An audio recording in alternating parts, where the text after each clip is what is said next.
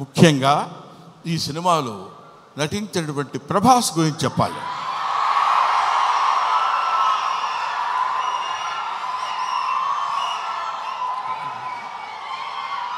ప్రభాస్ అంటే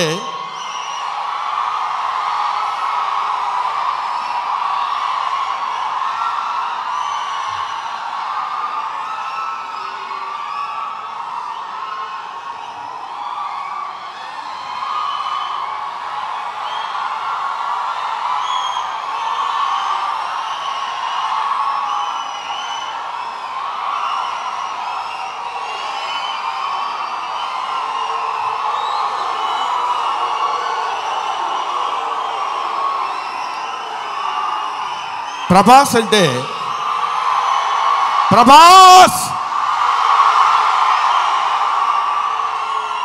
అది ఇంకా ఆపండి.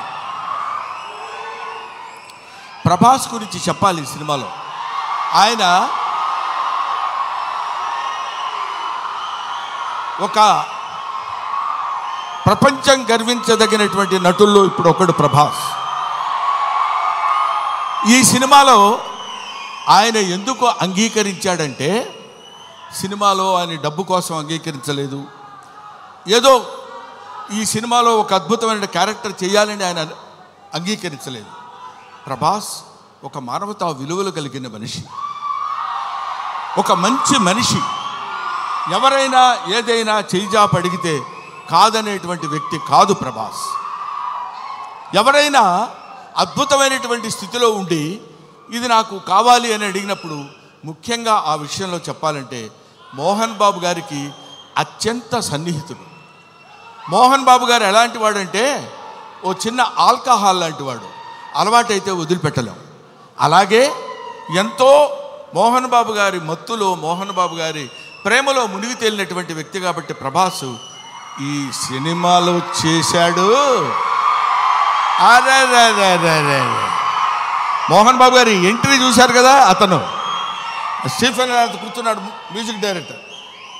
ఆ మోహన్ బాబు గారి ఎంట్రీ అలా పెడితే ప్రభాస్ శివప్రభాసుడు. అతను శివుడి చేత ప్రకాశవంతంగా పెరిగేవాడు, 6 అడుగుల అందగాడు. అతను విగ్గు పెట్టుకుని అలా వస్తున్నప్పుడు ఒళ్ళు గగురు పొడిచి వీర తాండవం, శైవ తాండవం చేసేటువంటి విధంగా ఆ సినిమాలో నటించాడు ప్రభాస్. నేను చూశాను.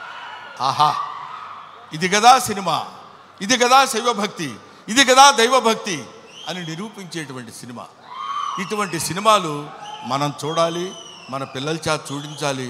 మన భక్తి రసాన్ని భారతదేశంలో పెంపొందించే విధంగా చేయాలని మనస్ఫూర్తిగా కోరుకుంటూ, ఓం నమః పార్వతీపతయే, హర హర మహాదేవ, శంభో శంకర.